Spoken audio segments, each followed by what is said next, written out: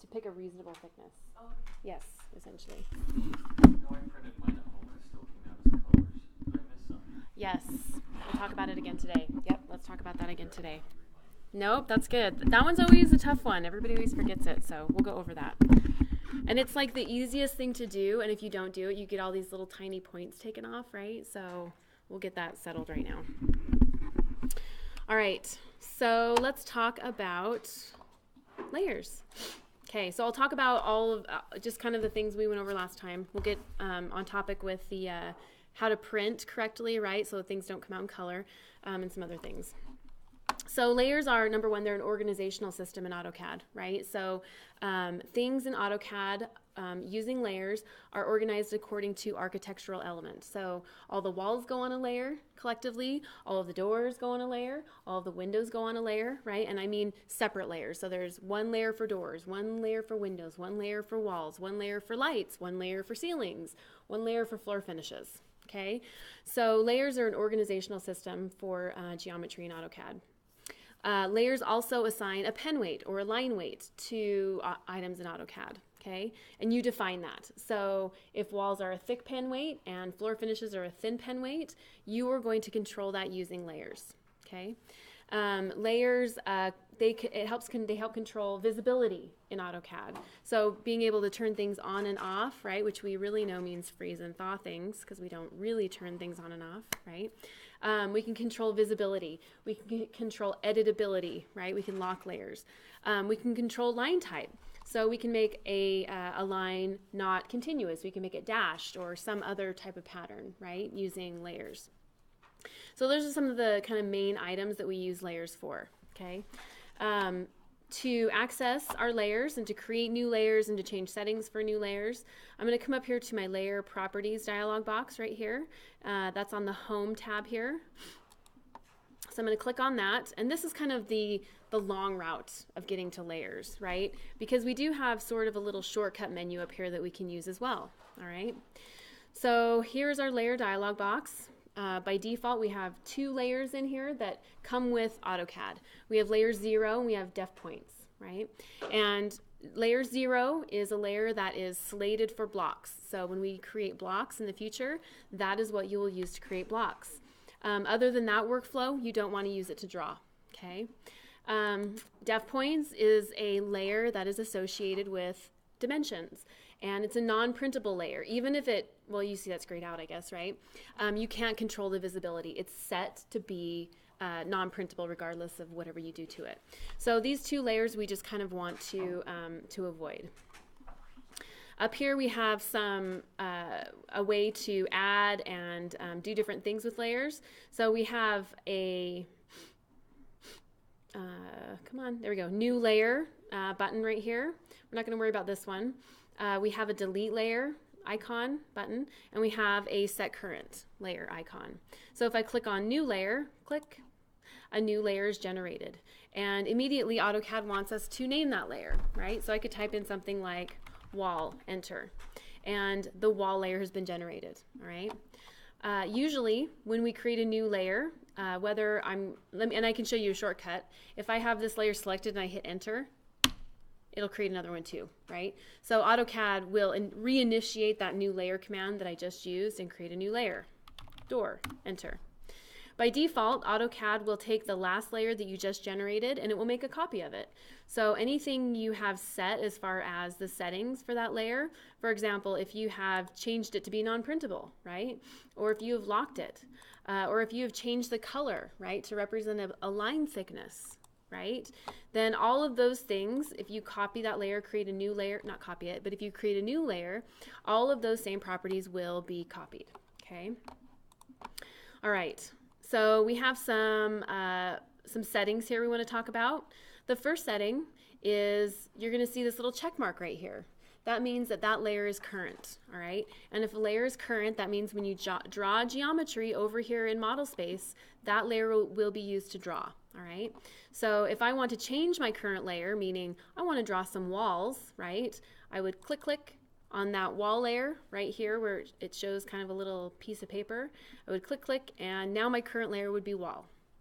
I could also click on a layer one time, and I could click on set current click, and then that layer becomes current. Okay, so now when I go to draw, I'm drawing on the door layer, right?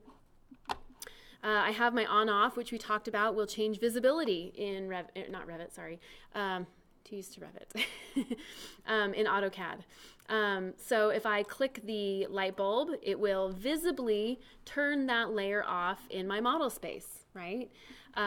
If I were to click on this little sunshine and make it a little snowflake, well, I can't do it to the current layer, but if I were to click on that little sunshine, it would freeze that layer, right? Meaning it would also make that layer non-visible in my model space. Now, these two things accomplish the same thing. They toggle the visibility of your layer off.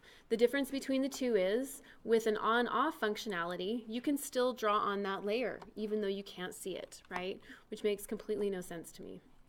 If I have a layer that's frozen, meaning it's not visible, I also can't draw on it, which makes a lot of sense to me, right? We don't want random lines being drawn in our model space, and you think, well, I could delete them, right? I could find them all and delete them, which is probably a valid argument, but you may not find every line that was drawn, right? And it could be mistaken for something else.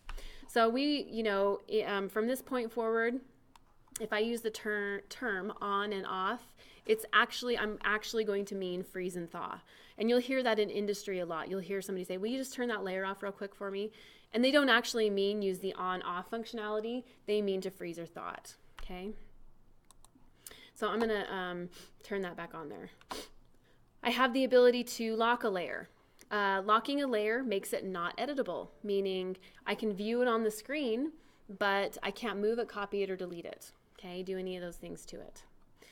So it essentially kind of keeps it safe, right? If you have a floor plan and you want to keep the walls in place, you don't want somebody to accidentally go in and move them as they're working, you could lock that layer and then it wouldn't be editable. We have our plot settings here. We have our plot and non-plot settings. So if I want a layer to be visible on the screen, but I don't want it to print when I actually go to print either a PDF or a physical piece of paper, I would click a little, or I make sure there's not a little slash through that printer, right? One of the biggest mistakes beginning students in AutoCAD make is they get their drawing finished and they've made 30 layers or whatever, right? Which sounds like a lot, but it's not really. And they come in and they go to print and they panic because nothing prints. When they go to print, their page is blank, right? And likely it's because you accidentally didn't realize the first layer you created had a non-printable property associated with it. And then, you started hitting enter, right? Or you started coming up here and clicking new layer, new layer, new layer, not realizing that you had copied that non-printable attribute through all of those layers, okay? So that's pretty common. Sometimes this dialog box is shortened, right? So it sometimes can look like that, and you just don't recognize that you've done that. So you want to make sure that you kind of check that, right? Easy enough to fix. I come in here, I can uncheck all of those, right? Or here's another goodie, right? If I click on one layer, I hold the shift key and I click on a layer further down, I can select things all at the same time. And I can apply a setting to everything at the same time. So if I want to undo that print setting, I can do that. Or if I want to redo that print setting, I can do it all at the same time. Okay? All right. If I want to rename a layer, I can click on it, click again slowly, and it highlights, and we could call this window. We're going to learn some new layer names in a minute, but just for the sake of right now, right? So we can rename these, we can create new layers, we can change their visibility, we can lock them down so they're not editable, we can make them printable or non-printable, and we can also assign a line weight to our layers, right? And a line weight is how thick or how thin your lines print when you actually go to print your drawings. So we talked a little bit about what lines are thick and what lines are thin, and that's kind of a big topic, so I'll leave that one alone for right now. I'll let you listen to it again on the video if you want from last time. But essentially, if I click on this color right here, click, right? I'm brought into a color selection dialog box, right? The colors that we're going to use are going to be these index colors, 1 all the way down to color number 9, right? And then from 250 all the way down to 254, all right? Red is our thickest pen weight. Cyan or blue, these are going to be our mid pen weights, and then we have our thinner pen weights down here at the end. So we have heavy, medium, and fine pen weights. And then we have our gray tones, right? So colors 250 through 254, they are, they're not a solid black line weight. They have a gray tone to them, okay? Let me go over that a little bit. And there is one thing I really want to touch on with regards to these colors. Let's go. I'm going to open up one of these one more time. Will it let me? Maybe not. Okay. So here's the deal with these pen weights, right? And the colors in these pen weights. So if we look at, let's see, color number 1, pen number 1, and I come over here to AutoCAD, pen number 1, color number 1 is red, right? And on the screen in AutoCAD, when I assign red to that layer, all of the lines associated with that layer turn red, right? And what that means is that it's red on the screen, and when it prints black and white, this is the thickness you're going to see, right? So when I talk about heavy, medium, and fine pen weights, right, I look at this and I say, well, I have a heavy one here, there's a medium pen weight, pen number 4, and then a thin pen weight is pen number 8, right? So heavy, medium, and thin. Now, one thing that is a little bit confusing about this line weight chart is that there are like 800 other pen weights on here, right? So you can look over here and say, well, pen color number, let's see, color number 10, right? It is pen number 2. So why can't I use color number 10 instead of color number 2? So this is color number 2, which is yellow, and number 10, what is number 10? 9. Let's see if we can find it. Well, we'll type it in. Is still kind of a red color, right? But it's this red color, which looks very similar to this red color, right?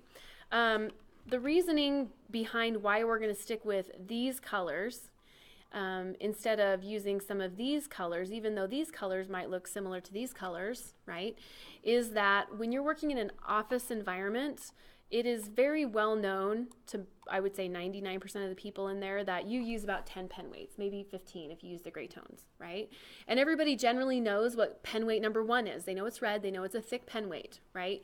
So inherently in their mind, it's recognizable on the screen. So if anybody in your office opens up your file, right, they can see red, they can see color number 1, and they know that's a thick pen weight, right? Not everybody can open up the pen file and say, okay, this is color number 72. Well, color number 72 is actually pen number 8. Pen number 8, right, is actually, in our kind of known system, number 8. It's gray, right?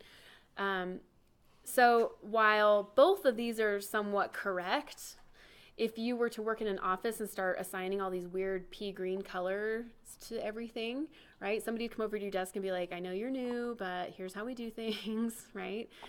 I get that all these colors mean the same thing, but inherently we all kind of want to work the same way, and all of these things are recognizable, so we're going to stick to the system, right?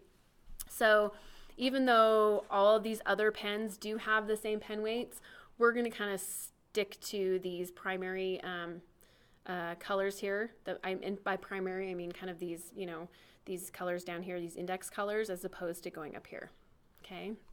So it's not necessarily that it's wrong, it's just that it's not really kind of good practice in an office, okay? All right, another thing I want to make clear is that we have color number 1, pen number 1, and it's a thick pen, right?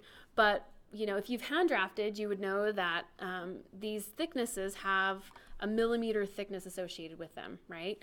So you don't usually just say this is a thick pen weight, although you can. You also want to recognize that pen number 1, which is red, right, has a 0.7 millimeter measurement to it, right? Pen number 2, right, which is yellow, has a 0.5 millimeter measurement with it.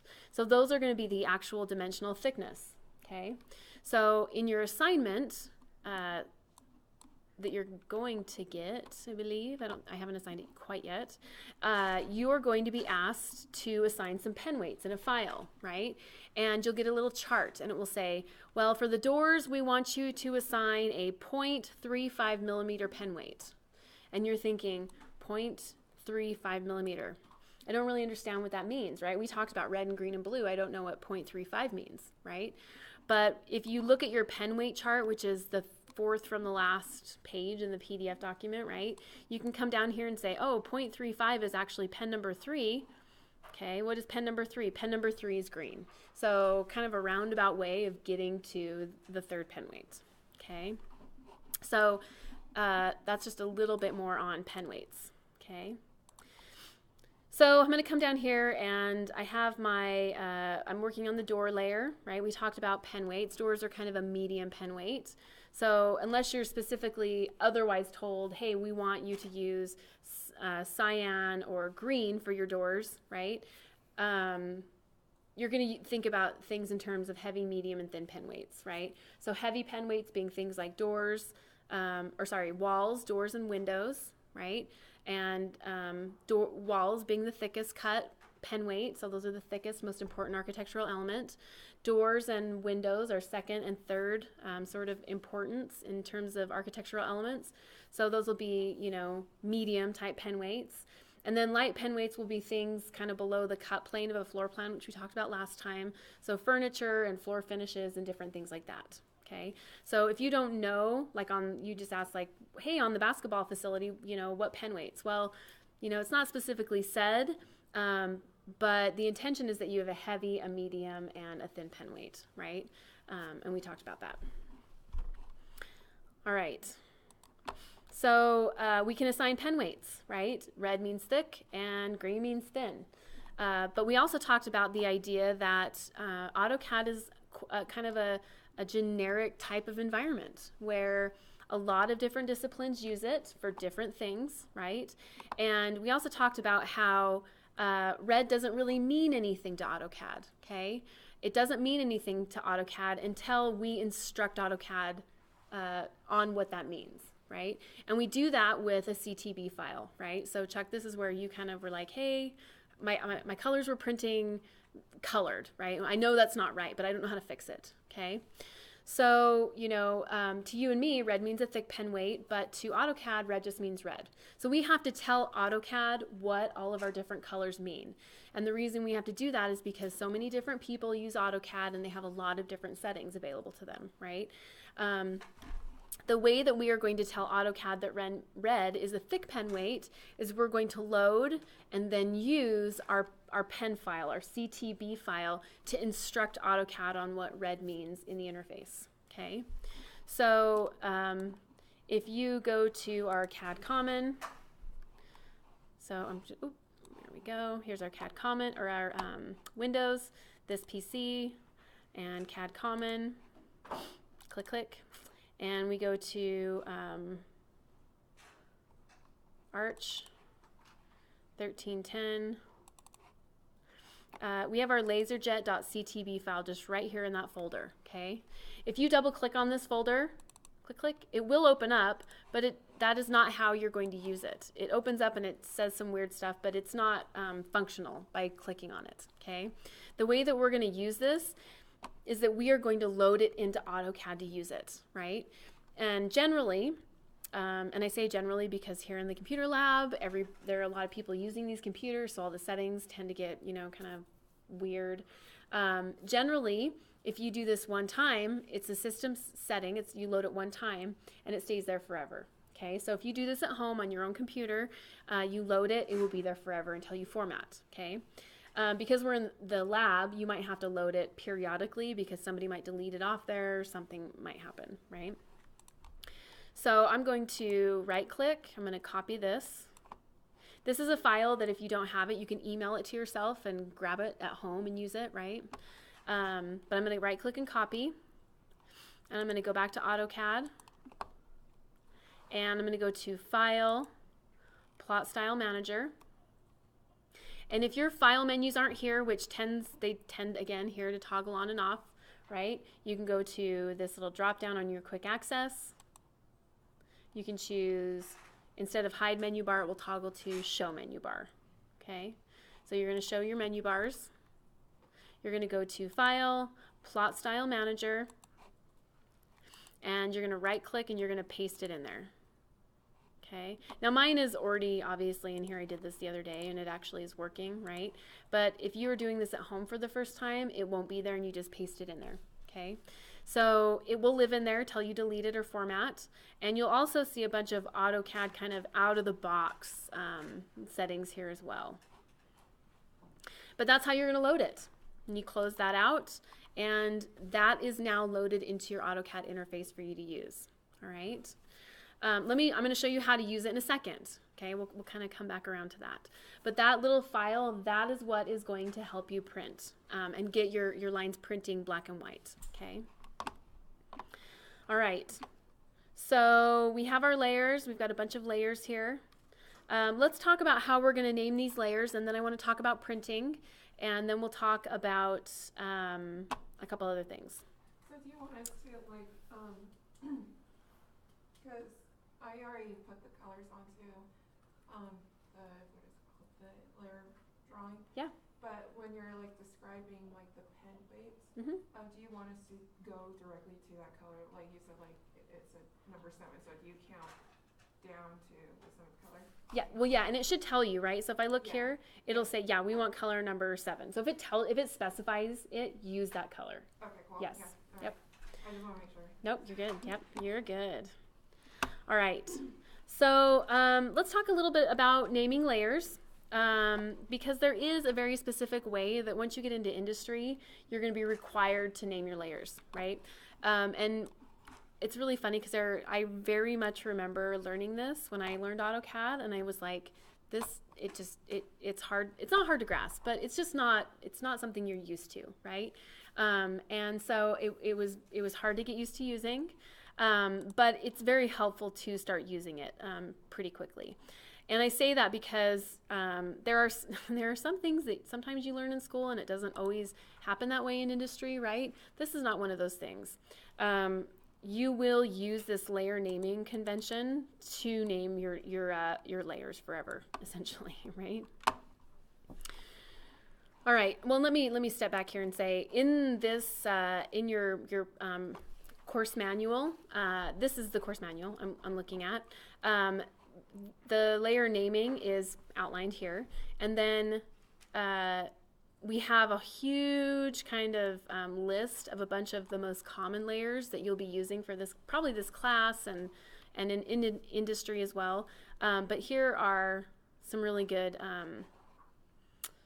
examples of what layers you're going to be using. Okay, so for this class, if you're wondering like, hey, I don't really know what a ceiling grid, what layer a ceiling grid goes on, you can come through here and you can kind of search through here and see, oh, well, there's ceiling grid, and the layer is going to be called A-ceiling-grid, right? So you'd create that layer, and then your ceiling grid would go on that layer, right?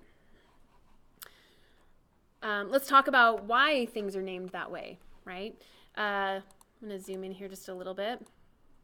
Here's the AIA CAD layer naming convention, and this is a real thing, right? And there is a real entity called the National CAD Standard, and they come up with different ways to name and organize and how big you're going to make your text size type decisions. So there's a gigantic entity out there that just kind of comes up with how things are going to look, or common standards for CAD, right? And CAD is a universal term, computer-aided drafting, essentially, right? So any type of computer-aided drafting, they come up with a standard. And the way that AutoCAD functions is the layers, they have a specific naming methodology, right? So the first thing you're going to see in any CAD or architectural layer, and I'm just going to talk about architectural first, and then this really applies to any discipline, essentially. But we have a 1 or 2 letter discipline code, okay, or an identifier. And this tells you who owns or who created that layer, right? So if I create a layer, and I've gotten into the habit of doing AE just because you can do either one, A or AE, but it stands for architectural. Okay, so A or AE, that means that somebody on the architectural team created that layer, right? So A, and then there's going to be a dash, and then you're going to have a major group. So what is the major group that this item is categorized under? Meaning walls, doors, big groups, big architectural groups. Walls, doors, windows, ceiling, furniture, those types of things. So in this case, A-wall. Okay, so that tells me it's an architectural layer and that it is a wall. But what kind of wall is it, right? And you might think there are not very many types of walls, but indeed there are thousands of types of walls out there, right? That could potentially be in your CAD file. So we have a minor group, right? So this is a wall. It has a minor grouping associated with it that describes it. So A-wall-full, F-U-L-L, so that's a full height wall. A-wall-demo, that's a wall that's slated for demolition.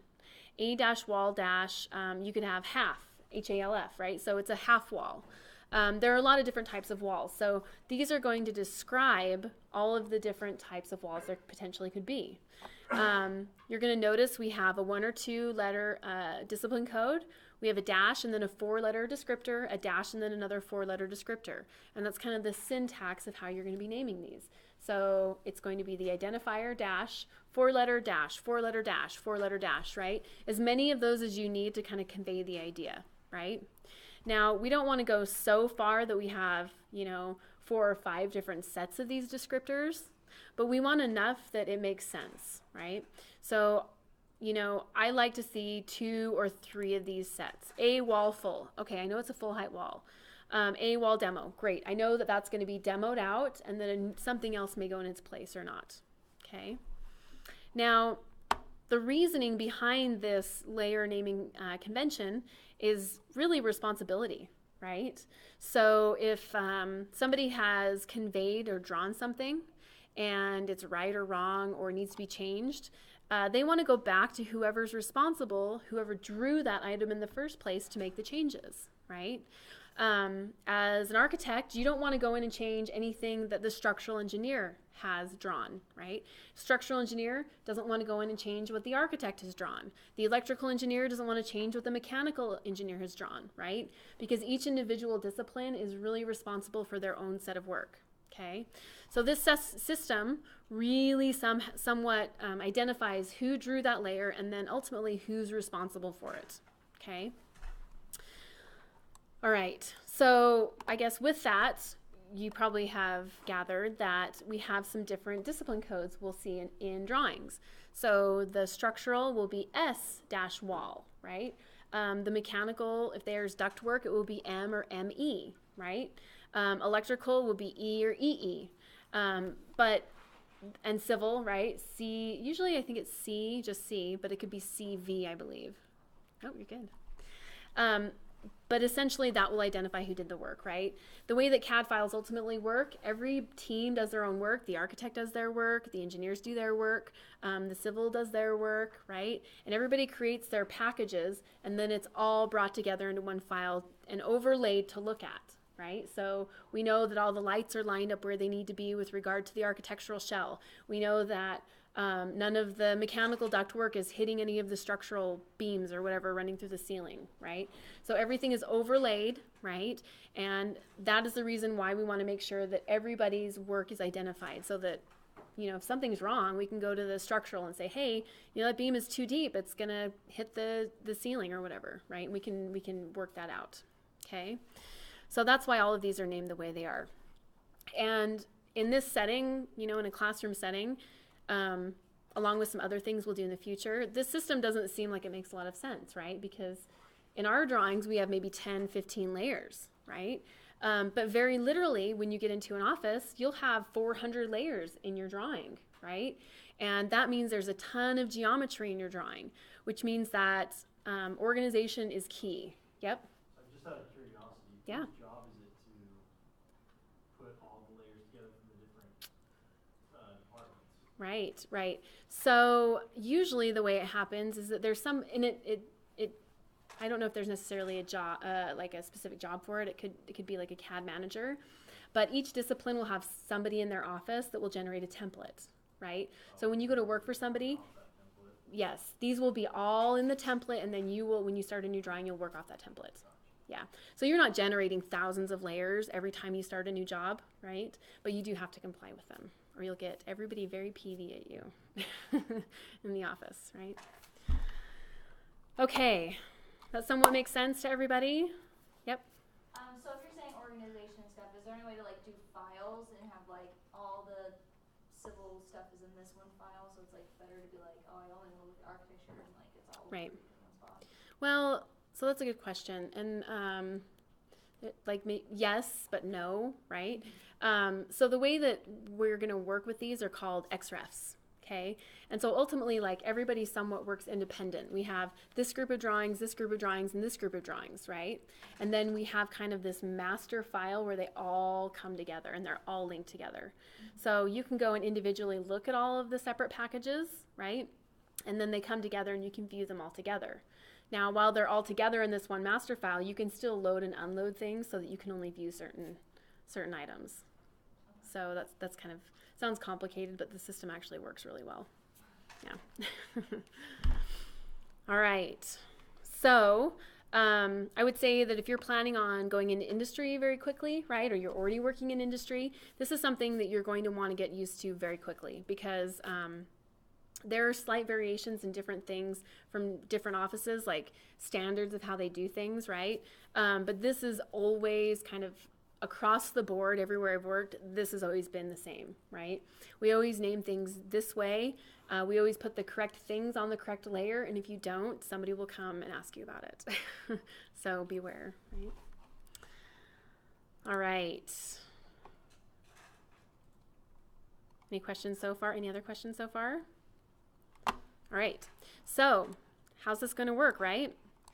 Let me go back to my drawing here, and I'm going to try and keep a little bit of my PDF up on the screen here. Oop, where did it go? There it is.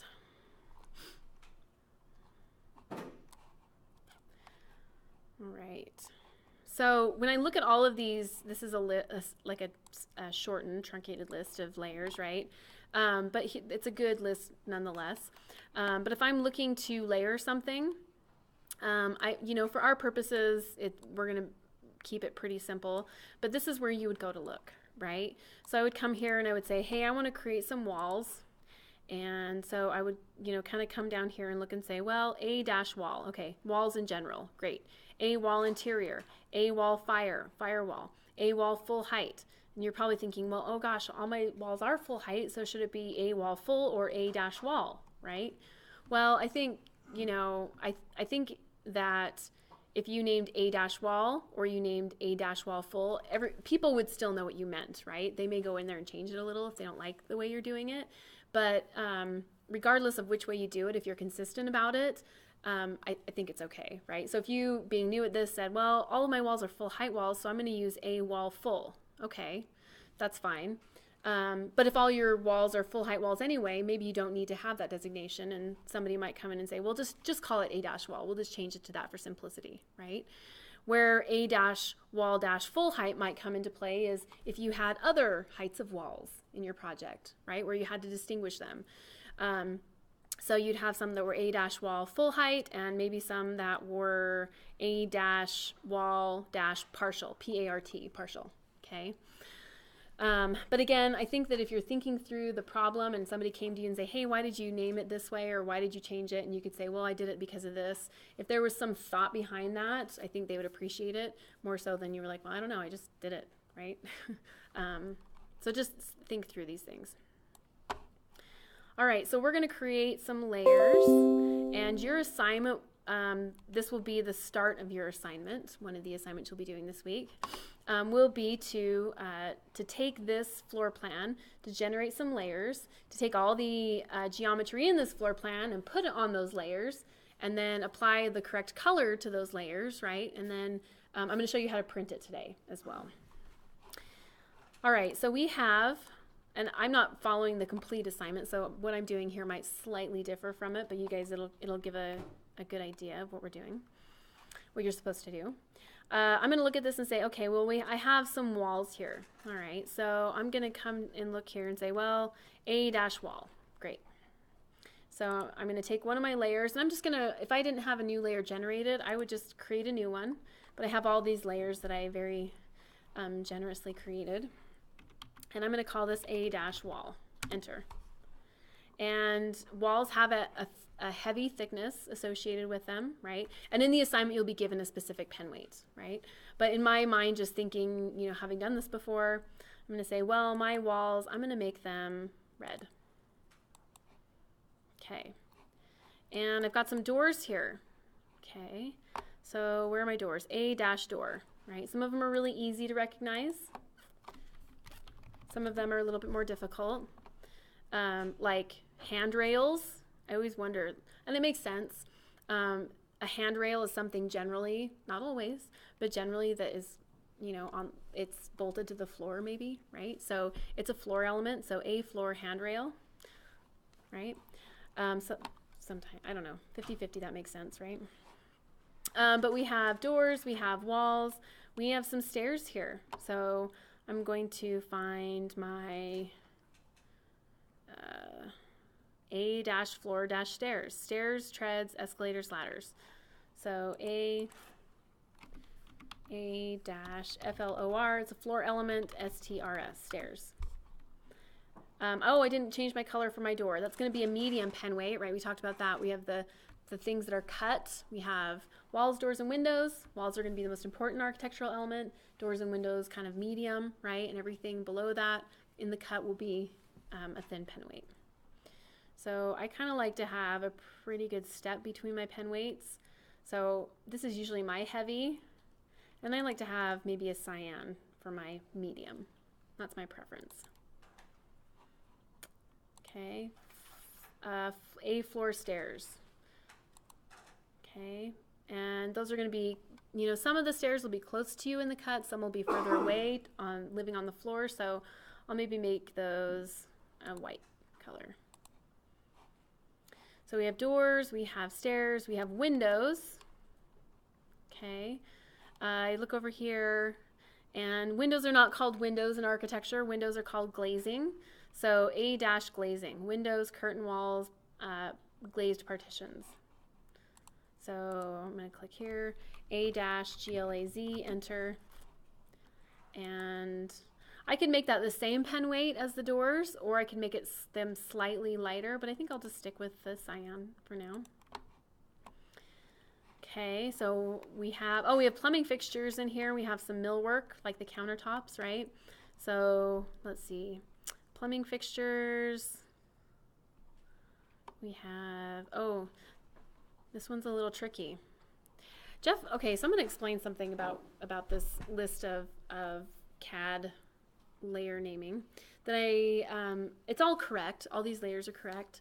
But one thing you want to sort of keep in mind is that you want to stick to your discipline, right? And plumbing fixtures is a really good example of sticking to your discipline, right? So there are going to be plumbing fixtures that the architect places for design intent, right? So the architect draws a floor plan, they put plumbing fixtures in it, and they say, this is where we would like them to be designed, right? This is where they should live. And then the mechanical engineer comes in and says, that's great. We're going to place the actual plumbing fixtures that are the engineered plumbing fixtures that belong to our drawings, right? So your design intent is great, but maybe we need to move it over 2 inches to accommodate plumbing or some other type of, you know, something infrastructure. So there's design intent in the architectural drawings. Those are the A dash floor dash P fix. And then there's also within the engineer's drawings, there will be, you know, P or M P fix. All right. So within this whole list of different layers, right, you're going to see some things that are maybe duplicated because you'll see the same things in all the drawings, but you know, different people own them, right? The responsibility for them. So within an architectural drawing, you would call the plumbing fixtures A dash, sometimes it's floor P fix. I would say more, he doesn't have it in here. Or it will be A dash P fix. I think he left it out of this list on purpose. And I say that because the reason I explained it was because Jeff has it under, I think, plumbing. Yeah. So he has P fixture, plumbing fixtures, toilets and sinks, right? So this could be valid if you were a mechanical engineer and putting your fixtures on a P layer, right? But if you're an architect, it's going to be A dash P fix, right? You guys get the idea, right? From my point of view, if I'm grading your assignments and you look on this list and you can't find plumbing fixtures anywhere but P dash fixture, I'm not going to mark you down, right? Because I see some logical thought behind that, right? But I would say probably more likely in industry, you're going to be seeing something like A dash P fix, okay, for our drawings. So I'll change this one to A dash P fix. And those are going to be lighter than our doors and windows and walls because they're below the 3 to 4 foot cut line we talked about. So I'm going to make those magenta, or I'm going to make them white. No, we'll make them magenta. Change my mind, right? It's just that easy. Okay, and then we're going to do a countertop. We have some millwork here. And A-floor-casework is the layer for casework, you know, cabinets and countertops and things like that. So we will call this one casework, A floor dash case, sorry. Okay, so we've created a bunch of layers, right? I don't need layer number 8, so I'm going to click on it and I'm going to come up here and I'm going to use the delete option. So click, delete. I don't need layer 10, you know, delete. I don't need layer number 9, delete, right? So I can delete layers out of here as well, although sometimes it's not quite as easy as that. Like door, wall, window, I don't think I have anything on those layers. I was able to delete all those, okay. So sometimes if you have created a layer, drawn something on it, and then deleted it, you know, deleted the geometry off the layer, and then you go into your layer dialog box and try and delete the entire layer, right, to maintain organization. Sometimes little bits of lines and things sort of remain on your layers even though you can't see them or select them. And so deleting layers is pretty easy, but sometimes you won't be able to delete everything, right? So you might want to just know that.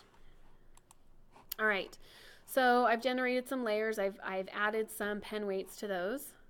Okay, so now if I were to draw some walls, if I wanted to draw walls, I could go to A-wall and click on make current. And then when I initiated like my line command, right, that geometry is red. Great. If I change any of the wall layer settings, right, from red to blue, everything on that layer changes. Okay, I'm going to hit undo. Undo, enter, oh, and there it is. All right, so now if I change my current layer to A floor, let's do glazing actually. A-glazing, I click on my line, right?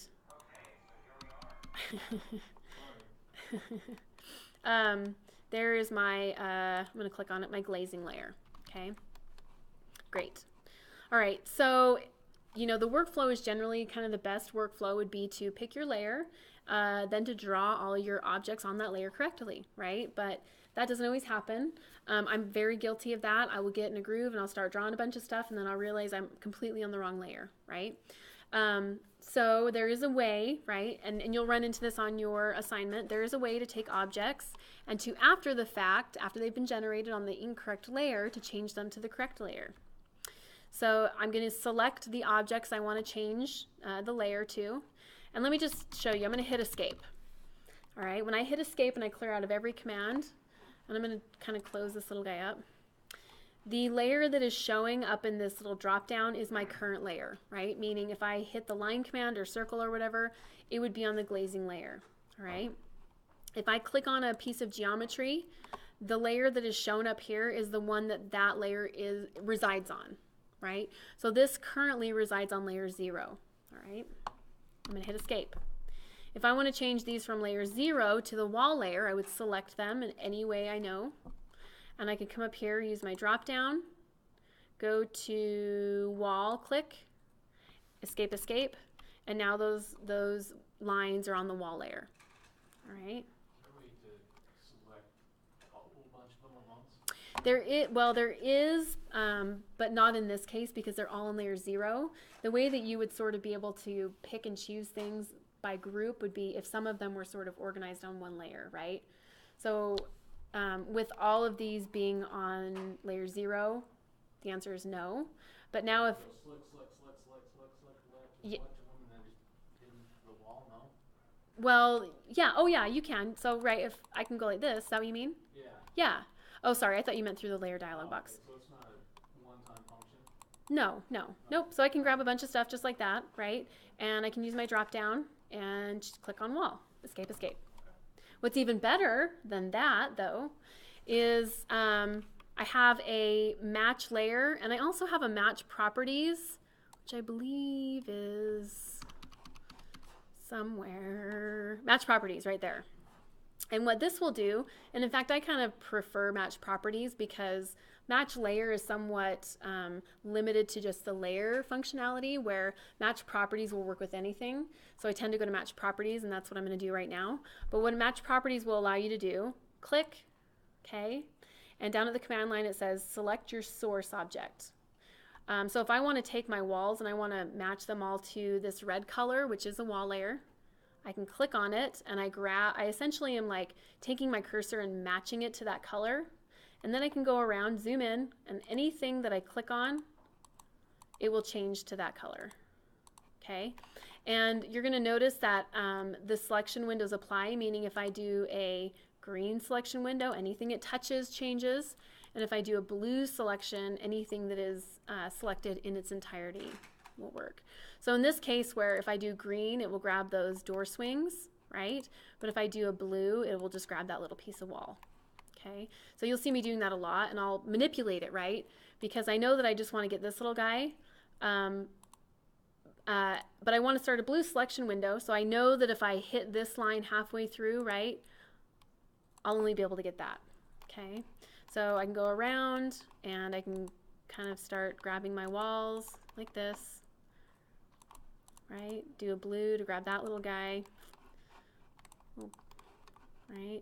And go around and grab my walls. Now, if I happen to select something else on accident, not a big deal, because I can always go back and change it later. So I'm going to go around, grab all my walls. Right, there we go. Looks pretty good. Get a few more. Looks pretty good. Here we are, right? So I've got most of my walls here. I might have to, oh, we just can't leave these little guys by themselves. There we go. Looks good.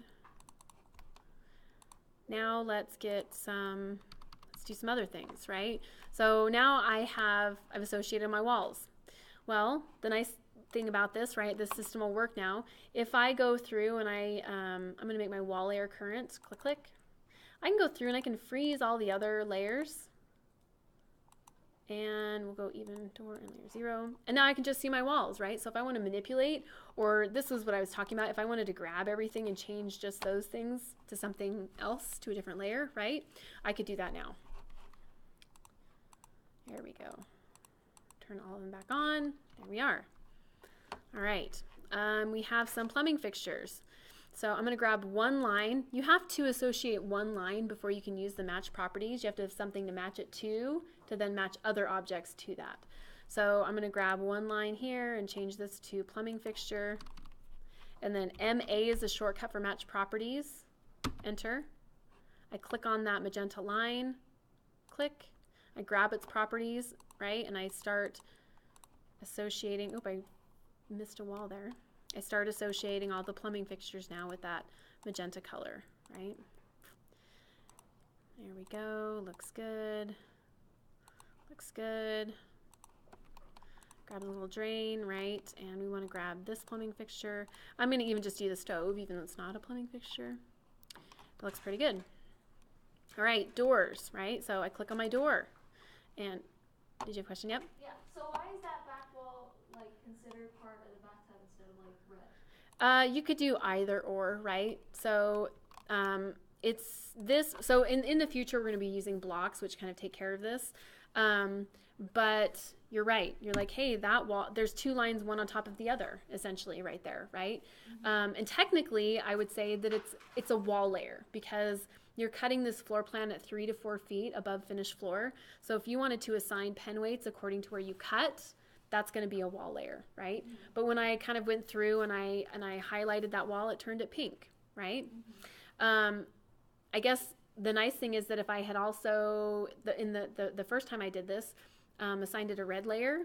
If you think about it, when you print, the red layer is thicker than the magenta layer. So when it actually prints out, the red thickness will kind of overpower that magenta thinness, and it will kind of become a wall layer. So are there actually 2 lines there? There were 2 lines there. Yeah, it was this, which is not quite correct. How did you know that? I just did. I assumed it. There's 2 because the wall one, if you click down lower, Right. it highlights the whole thing versus like right there, it only highlights a small bit. Was there only a little bit there? Well, no, like on the side, if you go on Oh, the over side, here? you like highlight, well, not a little bit, I don't know what that is. But like if you go down lower, it highlights the whole thing if it's the wall. Yeah, And then if you go up higher, it only highlights the little that little pieces. bit. Yeah.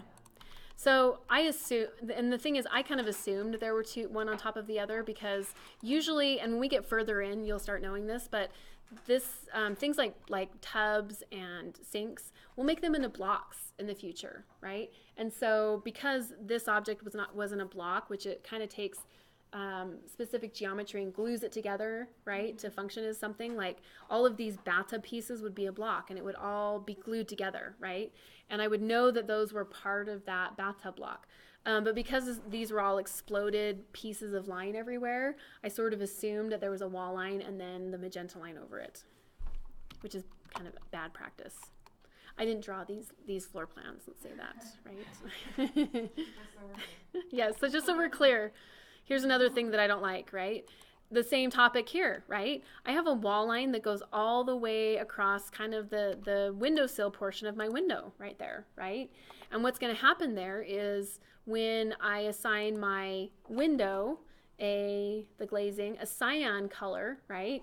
And I assign my wall a red color, that red color will essentially overpower that cyan color and it won't look like there's even a window there, right? We really want to see a differentiation when the wall stops and the window starts and then when the wall starts again, right? So here's what I don't really like, and you guys don't know how to fix it yet, but better practice for areas like this would be to, you guys don't know how to do it yet, but to trim out where the window is, right? So if I delete that, so there's a gap. So the thickness of the red stops, and then the thinness of the cyan reads, and then the thickness of the wall comes back down here. So there are a few little bad things going on with this drawing here. Is there ever a specific weight requested or required for measurements? Like your measurement lines there? Wait, say that again? Is there like a specific line weight Oh. that's ever requested or suggested for your measurements? For your dimensions? Yes. So usually it's going to be kind of an annotation, right? We'll group dimensions and keynotes and text all in the annotation group, right? It's going to be kind of a thinner pen weight. And I would say with what we have available here, it's likely going to be like a magenta or a white color, essentially. Mm-hmm. So we would just group all those together in one layer. Mm-hmm. Yeah. So we forgot a layer here, right? We don't have the annotation layer. So if you look at the, if we look back here again, does he not have annotation on here? I thought we did. Is it the very top?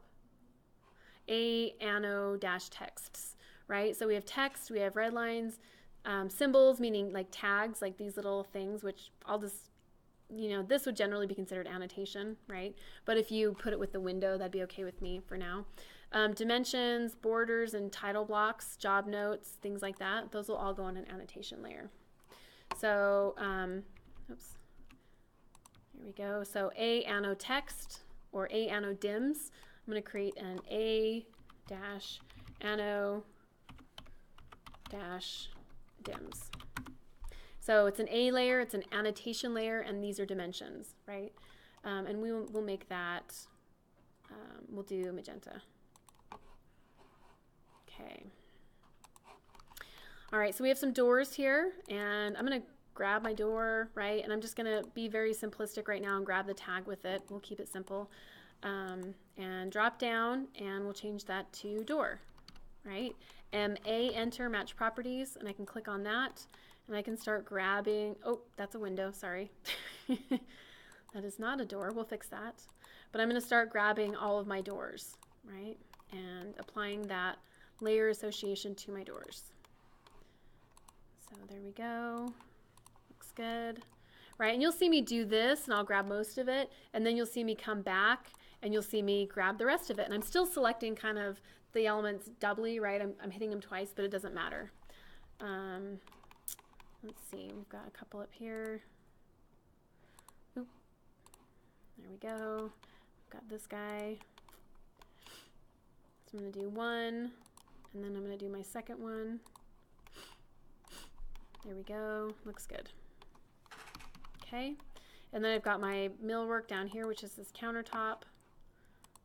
So I'm going to grab my, or it's not, I guess it's not technically casework, but does anybody do cabinets in here? Yeah. What, wait, build Okay. cabinets? Or- Yeah. I had a student one time, and she worked in a millwork shop, and I would say, hey, this is millwork, and she'd be like, make sure you say things correctly, right? Because, you know, millwork and casework are different things, but we use the terms interchangeably, so there's always somebody wanting to correct, right? It's kind of funny. So I click on that, and I've got my, this would be, I guess, technically casework, right? Millwork's going to be all the woodwork, like the chair rails and wall base and stuff. MA, enter. Right, now that I have kind of almost all, except for my annotation, I have most of my stuff associated. If I find something that's missing, I can just MA, enter, match properties, click on the wall, escape, right? So I'm going to go in and target some of these things that are kind of missing. I'm going to grab my window, drop down, change to my glazing layer. MA, enter, click, and I'm just going to grab this window. And I'm panning, right? I'm panning, and it doesn't break my command when I pan or zoom, so don't be afraid to do that. And I come over here, right, and finish that up. Okay, now my annotation, I'm going to grab some of my annotation. I'm going to drop down and change that to dimensions, right? And after thinking about it, I was like, maybe I don't want it to be magenta, right? So I opened up my layer dialog box, and I go over to my anno dimensions, and I click on the magenta, and I change it to gray, right? So now that changed to gray. MA, match properties, click, right? Kind of the quick way of going about it. I just come through and I grab all these. Here we go, looks pretty good, right? I've got one more thing that I need to annotate or need to layer, and that's going to be my stairs. I'm going to grab all my stairs. Yes, this is a wall around it, right? So I probably actually need to match properties and grab those walls, and then grab my stairs, drop down, floor stairs, right? So in the instance where I can grab all of them at the same time and it's pretty easy, right? I'll grab them all at the same time and change their layer, right? But in the beginning, it wasn't as easy for maybe to grab every single wall, so I would grab a few and change the layer and then match properties for the rest, right? There's really no right or wrong way. Whatever you feel like is going to get you there the quickest. Yep. So how do you know that wall around the stairs is like a wall versus like a railing? Well, a railing would probably be drawn a little bit differently. So if I came in here and I measured this, it would be, it's 3 inches. Is that 3 inches? It's kind of odd. And this one is 4 inches, so it's narrower, right, than probably a wall. So you could say, well, maybe it's a railing. It's kind of a thick railing, right? I would say that if you had a railing, it would be even thinner. It might be like that kind of thickness, like that, right? So even though it's slightly thinner than a normal wall would be, I still think it's a wall more so than a railing because of its thickness, the way it looks. Yeah. All right, so everything looks pretty good, right? Let's talk about printing this page here, okay? I want to talk about printing, and I'm going to talk about starting our own template file, all right? So I want to talk about how to print this. And then I'm going to open up another class exercise on the CAD Common. let's see, this PC, and I blanked on where that was for a second. CAD Common, Arch, 1310, and drawings. And I want to go to plot. Okay, we'll come here. Plot boxes view. Okay. All right. And there's one more that I'm going to open up as well. Sorry, I'm trying to remember. The nice thing about, oh, there it is, right there. Scale factor trees. I knew it had a weird name. Okay. So we're going to talk about printing a little bit. Okay, so, but first things, right, I just want to make sure that I have all of my layers created. They're all named correctly. And when I look at your assignments, right, it may not, on this one specifically, it does tell you, but on other ones, it may not give you a pen weight. What I'm going to be looking for is that you're thinking about things in terms of heavy, medium, and thin pen weights, right? So walls, doors, and windows, you're going to be the thickest, right? Walls are going to be the heaviest because they're the most important architectural element and they're at the cut line. Doors and windows, medium, and then the thin pen weights will be furniture and things below that. All right, so let's talk about printing a little bit. One thing, it's kind of a confusing topic, and it's going to be two-part in this class. I'm going to talk about how to print from modelspace and also how to print from paperspace, okay? And we're going to talk about how to print from modelspace today because we're not quite far enough along to be able to print from paperspace, to know how to do that effectively yet, okay? So we're going to talk about how to print from modelspace. And usually I do it kind of from this file, but I think we could maybe start with this file and I think it would work pretty well, okay? The first thing I want to do is I want to show you how large this drawing is, right? So if I use distance, D-I-S-T, enter, and I kind of measure, you know, the length of this floor plan without being super accurate, you know, it's about 50 feet long, right? And what that means is that if it's 50 feet long, there's really no way physically, unless I had a piece of paper that was 50 feet long, right, for me to print this on a piece of paper that's manageable, okay? So what we have to do in AutoCAD is we have to print scaled drawings, right? And what that means is that we have to assign an increment to our scale. So you'll hear things like 1/8 of an inch is equal to a foot, right? So on a printed piece of paper, we can put a ruler or a scale down and say for every 1/8 of an inch in measurement on this piece of paper, it actually equals a foot in real world, right? 1/8 of an inch on paper is equal to 1 foot in real life, okay? So if I came here and distance, I measured this and it was 2 feet long, right? At 1/8 of an inch, that would be 2 1/8 increments, right? So it would be 1/4 of an inch long, right? So I have to somehow scale my drawings. And the way that AutoCAD scales drawings is by using a zoom factor, right? That's how AutoCAD scales drawings. And I'm gonna move into paperspace just to show you what that idea looks like, and then I'm gonna show you I'm gonna go back to modelspace and actually print, okay? So the way that this functions, if this were my drawing, and I were to tell AutoCAD I want this to be, add 1/8 of, I don't like that, 1/8 of an inch. Do you see how it zoomed closer to me, right? And maybe I want this to be 1/16 of an inch. I'm always afraid to say don't show me again because what if I want to see it again one day, right?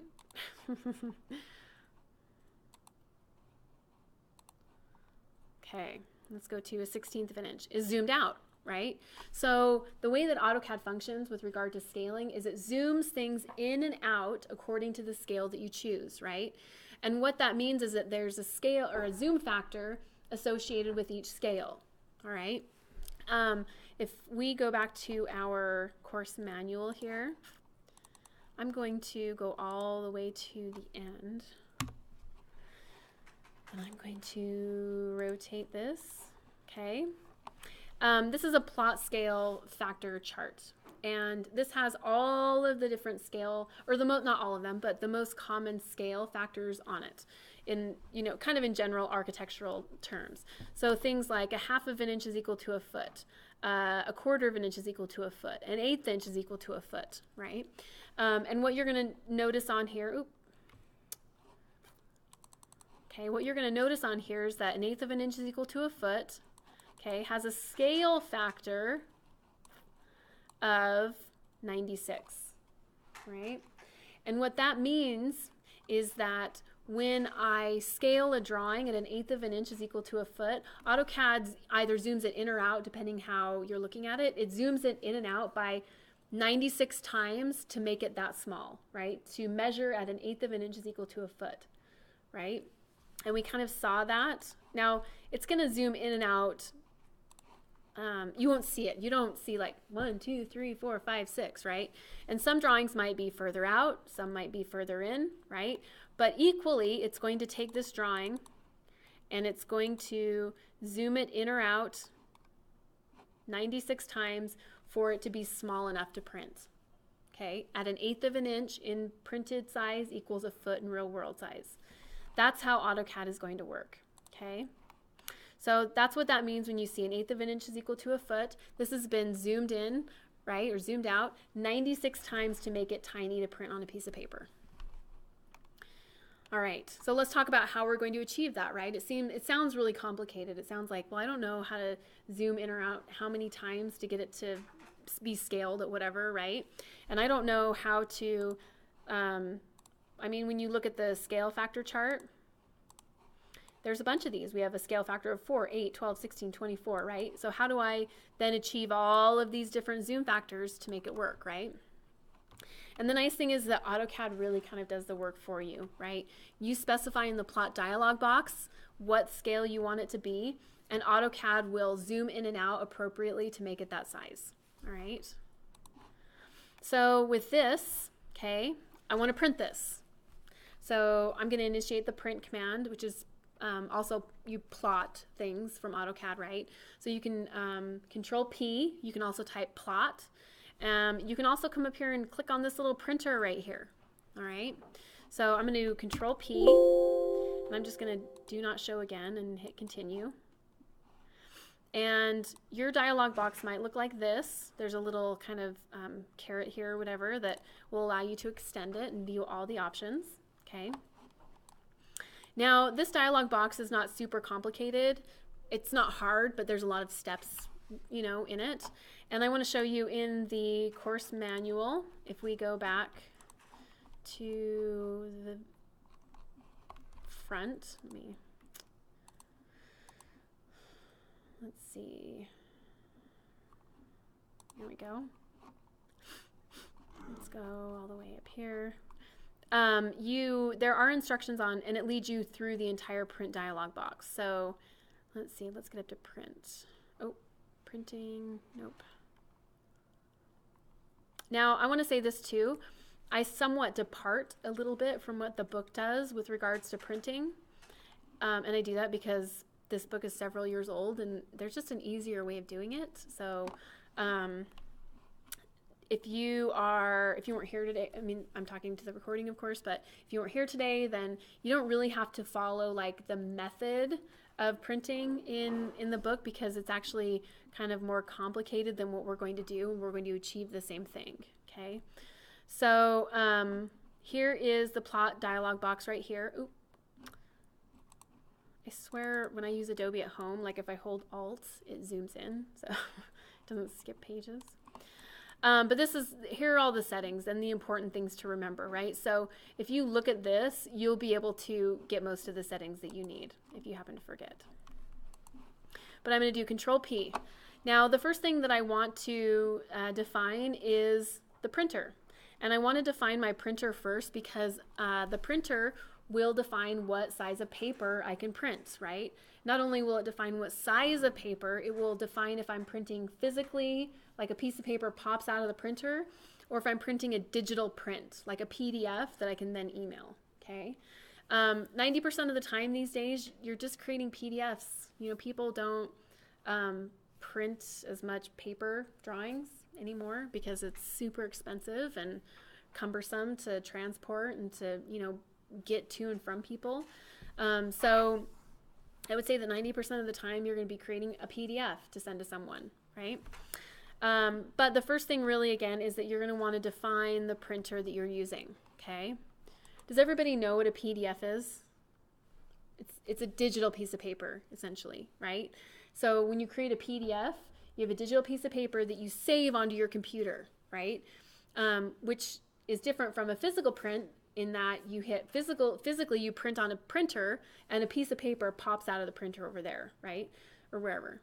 Okay, so there's those two kinds of prints. So we have the digital, and with digital printing, you're going to create an Adobe PDF, right? So when you're working here in the lab, we have Adobe PDF, and we purchased the Adobe suite. And so we have the actual brand name Adobe PDF to create, right? But if you're at home and you haven't purchased the Adobe suite, then you're going to have to use the DWG to PDF option down here, okay? And if you're in Revit, you're in real trouble because Revit does not have a built-in PDF creator. So it's probably forcing you to purchase Adobe, actually. Okay, so I'm going to do a digital print first. So I click on Adobe PDF, okay, and that establishes my printer. And because Adobe PDF is a digital printer, I mean, the page sizes are kind of limitless, right? You can print as big or as small as you want. Okay, so I've established my printer. Next thing I'm going to do is come down here to my page size. I want to print this. Does it tell me what size? No. I want to print this at 1/8 of an inch is equal to a foot scale. I know that much. And this somewhat looks like maybe a letter or an 11 by 17, just by the proportion.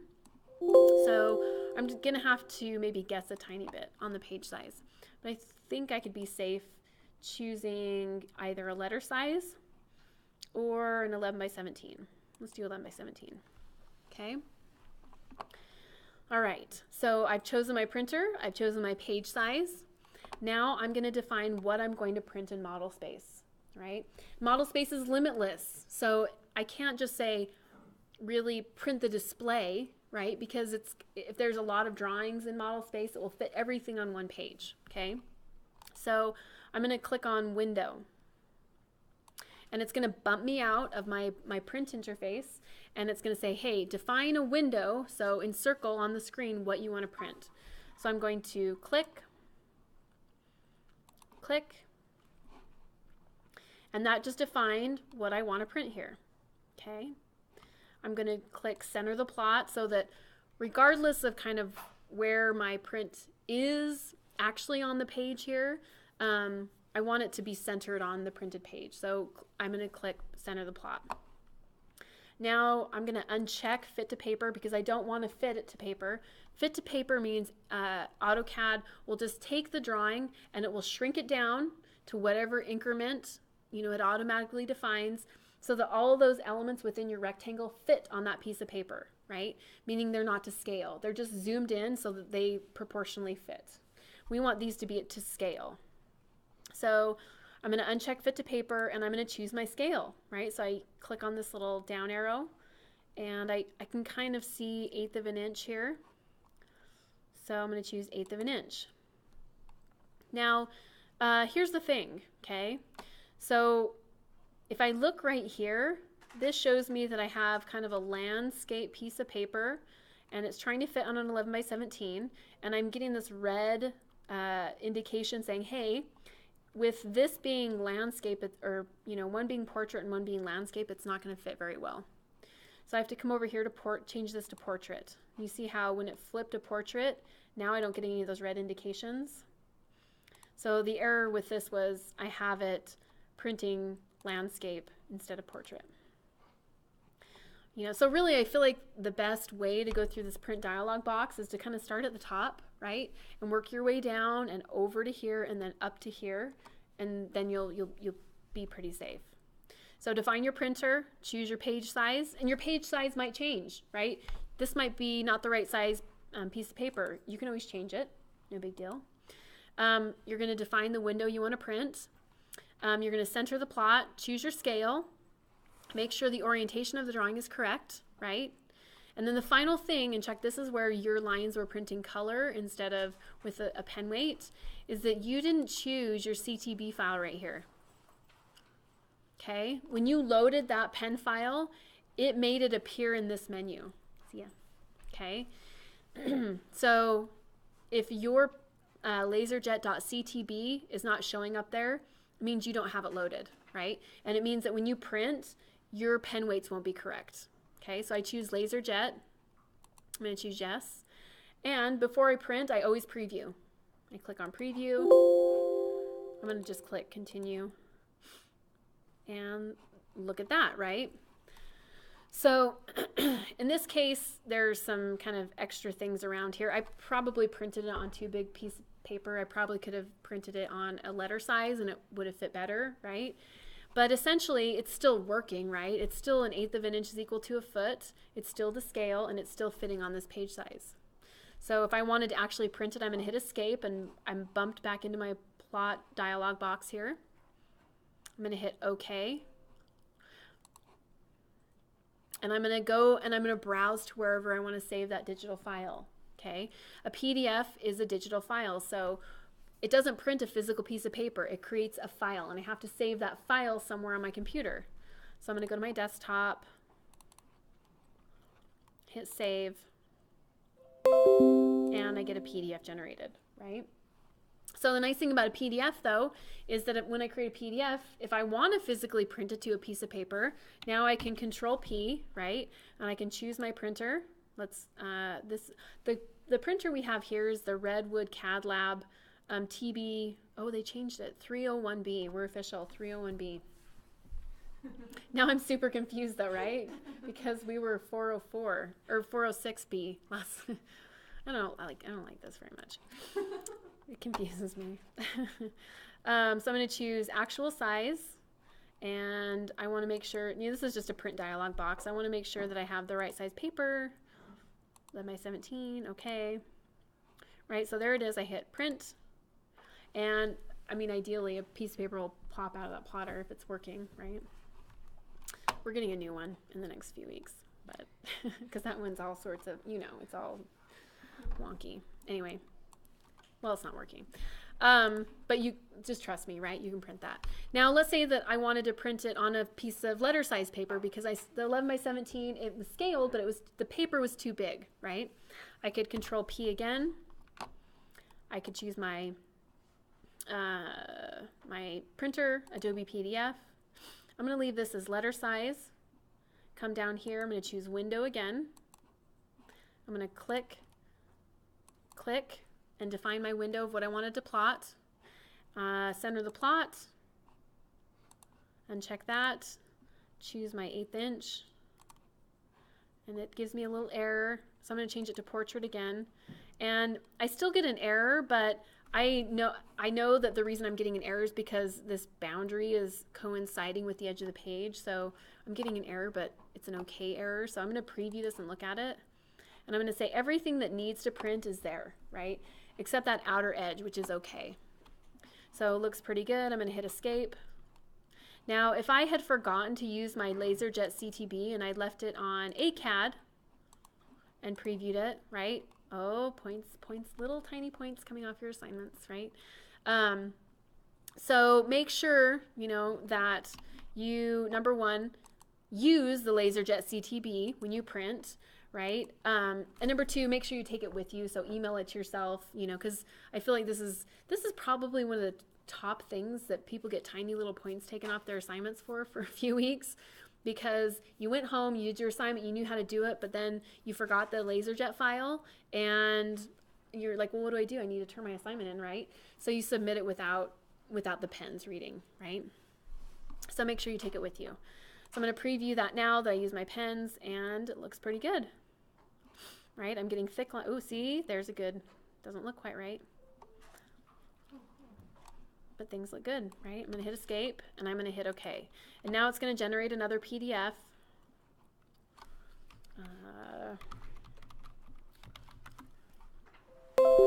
And there you go, right? Now what's nice about a PDF is it's sort of a universal format, right? So if you create a PDF and you send it to someone, they can use a free reader and they can view it, right? Anybody can view it, which is really helpful, right? And then they can open it up and they can print it and they can, whatever they need to do, they can do with it. The exact same process applies to physically printing a piece of paper. So Control P, right? But instead of choosing Adobe PDF, I'll choose our CAD Lab.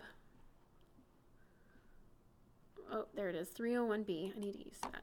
301B. I'm going to use the drop down for page size, right? There's still a good list of page sizes, but because this is a physical piece of paper that's popping out and the printer is limited on size, I won't see all of the gigantic, like 24 by 36 sizes available, right? Which Adobe PDF has. So here I'll choose my 8.5 by, where's my letter size? Letter, 8.5 by 11, window, click, click, center the plot, LaserJet CTB, this is, oh, we want a portrait, right, looks good, preview that, oh, what did I do? Center the plot, nope. Ah, yes, there you go. Here's another goodie, right? So if your PDF looks like this, where, I mean, when we did the 11 by 17, it was evident that it was on too big of a piece of paper, right? But what this did is that it took that drawing with the border and it fit to page. So it just shrunk it down enough to fit everything, including the border on that page, right?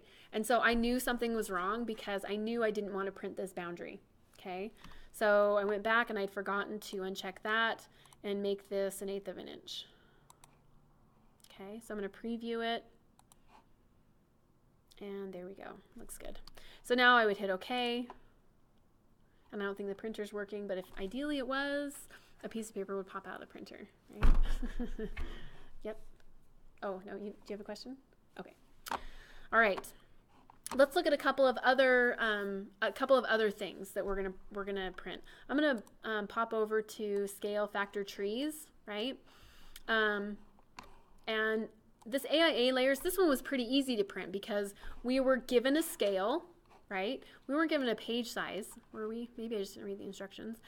We weren't given a page size, but I was able to figure it out because of the scale. It was pretty good on an 8.5 by 11, right? But what happens when we have kind of random objects that we need to print? So plot this on 11 by 17. Well, okay.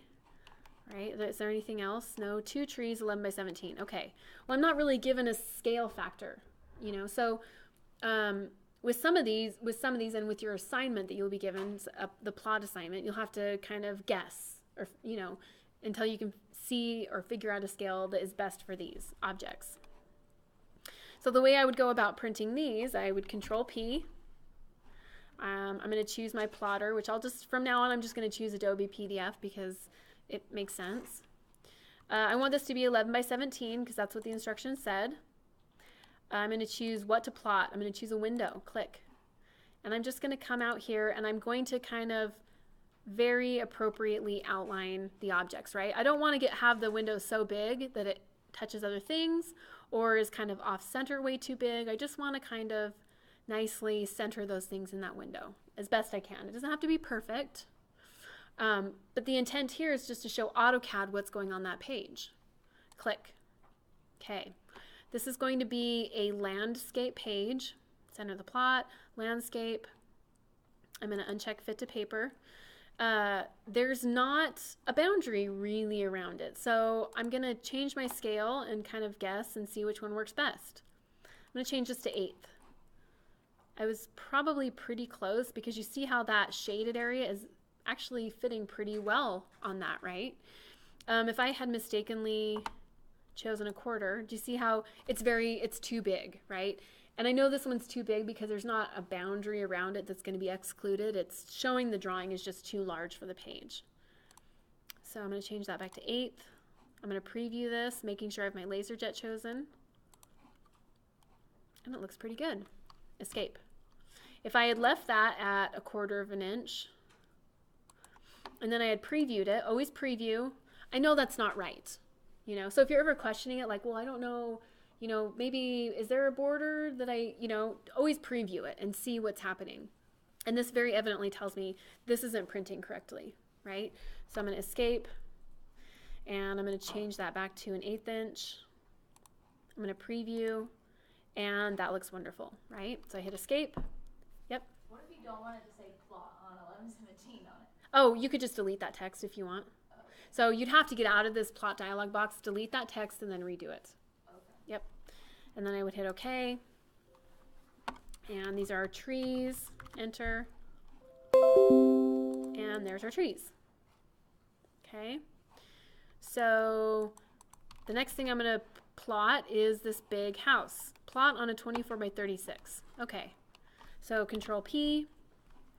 And I'm going to change this to Adobe PDF. Okay. And oh, it's at 24 by 36, which you'll get to know very quickly is an arch size D. Arch D is a 24 by 36. Is there a place in the manual that what sizes You know, I think there wasn't, but I think it was changed. So I do believe that there is. Let's look.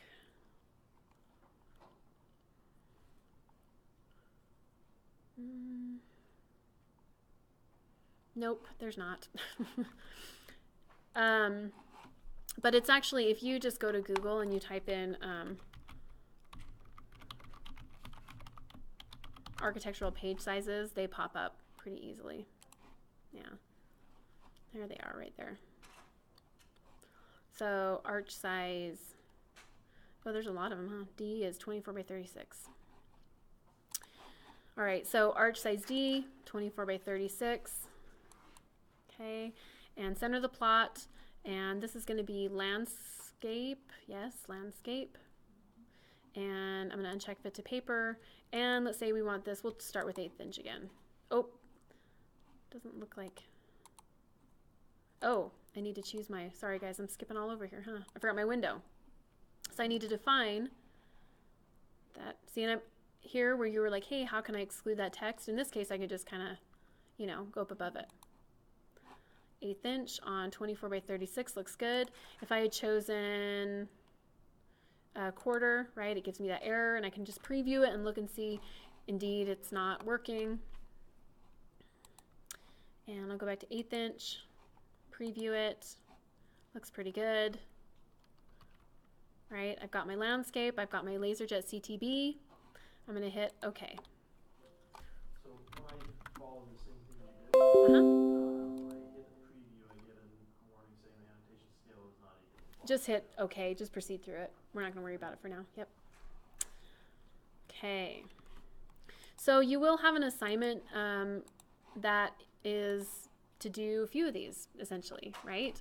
And it's going to be this one right here. It's called plot boxes.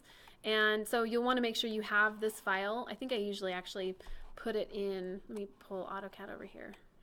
Let's go to assignments. I'll post these tonight before I go. I'm going to post AIA CAD layers, and I'm going to post plot boxes. I think we'll get to template file next time, actually. Yeah, that'll work. So your plot boxes, essentially, you are going to, we've got the, oh, I've already included it. So plot boxes, DWG, that's the file you're going to start with. And I've got the AutoCAD workbook files in there that show the instructions. But essentially what you want to do is you want to follow the instructions. Plot these details at the largest scale possible on 8.5 by 11. And don't worry about the second one. We don't know how to do that just yet. Don't write down the scale factor. So essentially what you're going to do, I'll do one of these for you, is you're going to look at this and say, I don't know what scale factor to use. I just know I'm going to use an 8.5 by 11 inch piece of paper, right? Because of the proportion of this drawing, it seems to make sense that it's going to be a portrait, right? And I'm going to have to kind of guess at the scale a little bit. So Control P, and we will do Adobe PDF again. And I want you to, when you submit these assignments, I just want you to submit PDFs. You don't need to physically print them and give them to me. Just submit your PDFs. It's just easier, I feel like, honestly. Jeff would have a little panic attack, me saying that, right? What? No paper. Window, it bumps me out, and I outline it adequately. Click, center the plot, uncheck fit to paper. Make sure this is portrait. Okay, and let's see, we'll do quarter. Oh, see, it's tiny. That's too small, right? We want it nicely, sitting nicely on the page. Say 8 is like a good default to start with, and then go from there. Well, I don't, you know, it just varies so much. I kind of start at 1/8 inch, right? But it really does vary. I usually will skip like to 1/8 and then to quarter and then half. That's kind of the series that I go through first. So quarter is kind of too small, and then I go to half. That looks pretty good, right? So I've got my portrait. Oh, I forgot my pen style. So if I hit preview and it looks like that, I know I've done something wrong, right? And I go and I choose my LaserJet CTB. I preview it again, and it looks great. Okay, so I'm going to hit escape, and I'm going to hit OK, and save my building, my section drawing, whatever. Looks good. Okay, so you're going to do that with all of these different drawings. Okay, so you have 1, 2, 3, 4, 5 PDFs that you're going to post for this assignment that I'll look at. Okay, and then I will post the assignment for AIA CAD layer, so I'll post these two, and then next time I'll post the template file, and we'll talk about that. Let's see, hold on, let me see if there was, ooh, look at all these PDFs I have going. All right, so in the project manual, I want to remind you the printing, the print dialog box is here. Of course, you can always look back at the video and kind of find the settings, right? They're not difficult, there's quite a few of them. But as far as the booklet goes, you don't need to go this direction to print your drawings. It's kind of, it was sort of the only way of going about it several years ago, but now we have a better way, so we're just going to use that. One other final thing I want to say about printing from modelspace is that it's great, right? It provides us a really very easy way to print a drawing very quickly, right? Because without fail, you have a client walk into your office as you're working on something, and they were like, "Hey, we're having lunch next door. Can you hurry and print this out for us?" You're like, "Oh, okay, sure can," right? And if this is really kind of the only thing you have established in your drawing, you're going to print from modelspace. But it's always really important to print to scale. So we need to, be able to print from modelspace and print to scale so that a client can measure their drawings and work on them. Now, the bad thing about printing from modelspace is it's very limited. So I can only, when I print a piece of paper, I can only print one piece of paper to one scale, right? So there is no other way for me to say, hey, you know what, well, this is a bad example, but this is a good example. If I wanted to print all of these on the same page, right? I wanted to capture all of these things on one drawing page, on one big 24 by 36, right? That's great, I can do that. But if I print from modelspace, they all have to be the same scale, right? And they're not. So this might be at a 1/2 inch. This might be at an 1/8 inch scale, right? And so the limiting factor to plotting in modelspace is really that you can only print one scale per page, right? And it's just really not practical for what we do. We need to be able to print multiple scale objects on one piece of paper, okay? And so that's what is going to make paper space printing the best way of going about it, essentially, right? But not yet. We don't know how to do it just yet. So that there's going to basically create 5 PDFs. This is what you... Yes. Yep, exactly. All right. Any other questions? Okay, so let me just make sure that I didn't miss anything. I don't think I did. we're gonna do LT scale, great. P-edit and join, that'll be great. And we'll talk about the template next time. So I think that'll work out. And next week, site plans, okay. All right, guys, you're off the hook. What's that? Oh, yes, sorry, yes. There was one more thing I wanted to do. Okay. I wanted to draw the door exercise in class. So I assigned last time, I'm glad you reminded me of that. Let me I've got all these files open. Okay, so I wanted to quickly draw the door, I think it's called door arc assignment. Where is it? Okay, this thing right here. Okay, so I assigned it, and I just want to go through it because I think it'd be good. All right, so let's talk about how we're going to draw this. I'm going to talk about the drawing first, and then we'll go into AutoCAD and draw it. But what I want to talk about first is, so we're going to draw the wall and we're going to draw the door here. All right. And some things I'm going to notice about this. I notice I have kind of an outline of the wall. And then I notice I have a little line offset in, which is going to indicate the drywall, right? So I have drywall on both sides of a stud wall, a 2x4 stud wall. And then I have a door with a panel.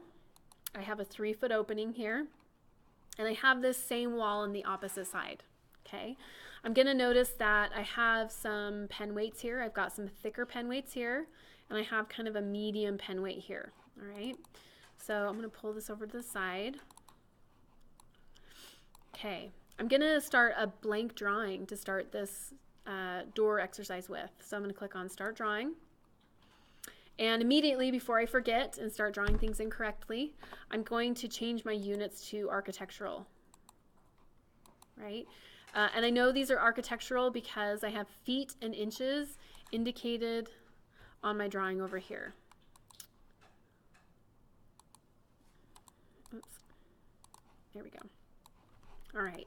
So I've got my architectural units here, and I'm going to create some layers, right?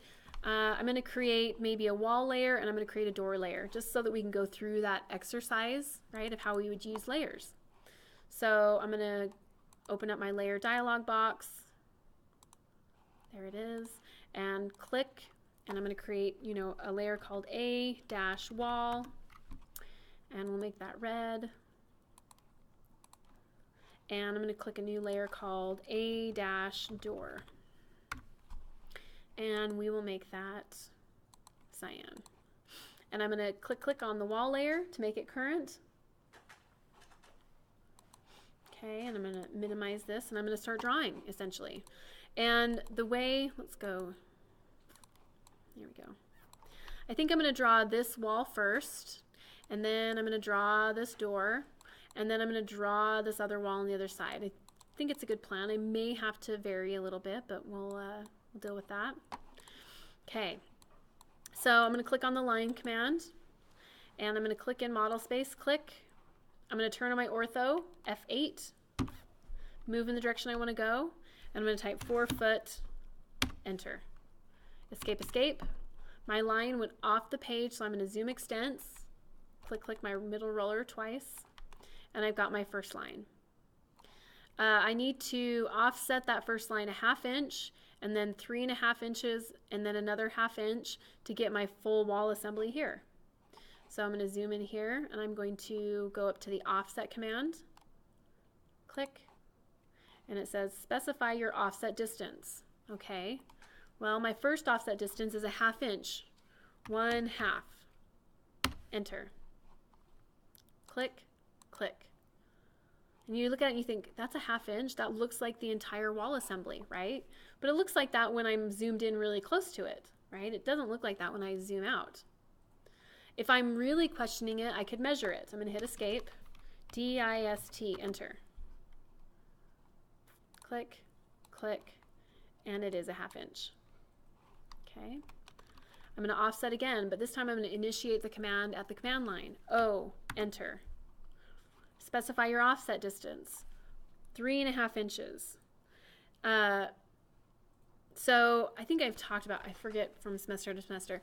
I'm going to tell you guys this now, not to confuse you into thinking that I'm actually using decimals. Did we talk about this, how I use decimal increments on my measurements? I don't want you to think I'm using decimals when I do this, but a lot of times I'll type in for my distances, I'll type like 3.5, right? And when you're first using AutoCAD, you're like, wait a minute, that's decimals. There's definitely a decimal in that measurement, right? But because I'm in architectural units, it measures it as 3.5 inches, right? As opposed to if I were in decimal, the decimal setting and using 3.5, it would be decimal inches, but we're in architectural, so it works, right? And again, I'm lazy. I don't like to move my hands off my keyboard. So typing 3.5 is a lot less work than 3-1/2, right? I don't like that. So I will type in decimals, okay? But don't confuse that with me actually using decimal inches, okay? So 3.5, enter. Specify, select your object to offset. Okay, click, and I move downward, right? I could have, but I'm gonna go this way, click, 3.5 inches. If I didn't want to use offset, I could copy, C-O-P-Y, enter. Select my object. When I'm done selecting, I hit enter. Click to establish a base point, move in the direction I want to go, and type 0.5 inches. Enter. Escape, escape. Okay, so now I've got this first wall segment, okay? And I know I have a little piece I have to kind of terminate that wall with. So L for line, enter, click, click, escape. All right, so now I have a door to draw, and I have another piece of that same wall segment over here. And I have a gap, right? And me thinking ahead, I think, well, I know I can draw this pretty easily. And I know that I can use my nemesis, the arc right here, to generate an arc, right? But I have to somehow establish this 3-foot point right here, right? 3 foot from here to there, because my arc is going to start here and it's going to end up there, all right? So I have to start placing this wall over here so that I can start my arc and then draw, right?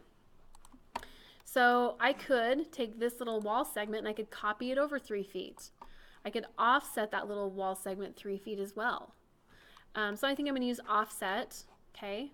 I could also copy using the from command if I wanted, right? There's 3 different ways I could do this. Let me do all 3 of them. C-O-P-Y, enter.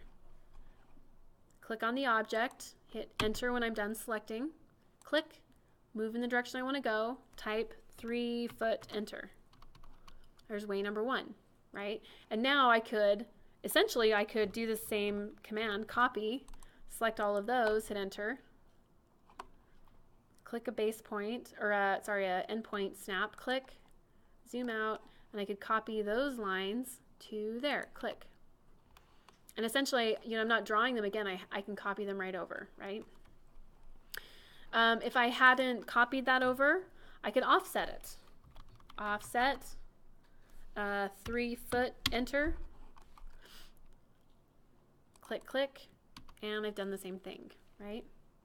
I could also copy using the from command.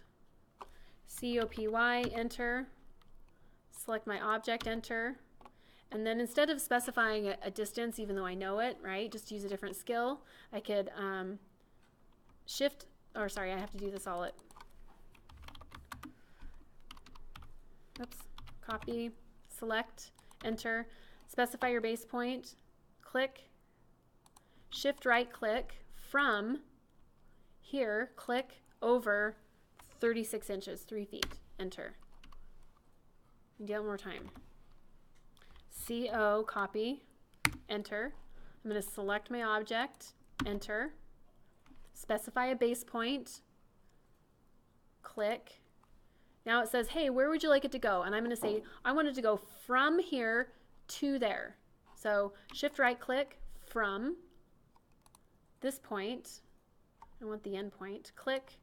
I'm going to move it over 36 inches, which is 3 feet, enter.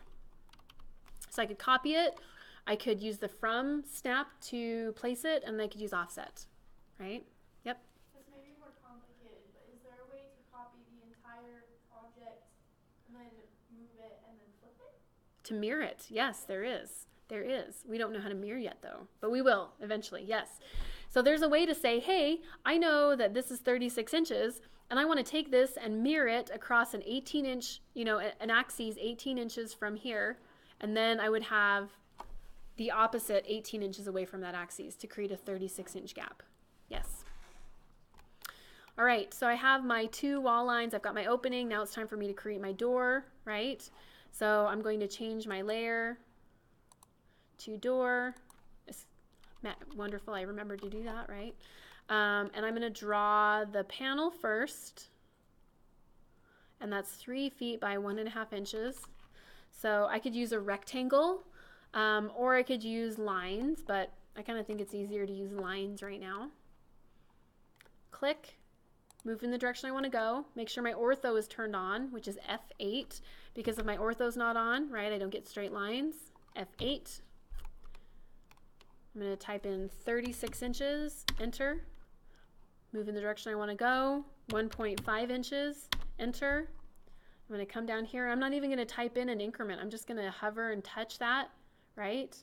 Click, click, escape. So I have my door panel. The final thing that I need to create is the door swing. So I would use a circle, but we don't know how to trim yet, so I will refrain.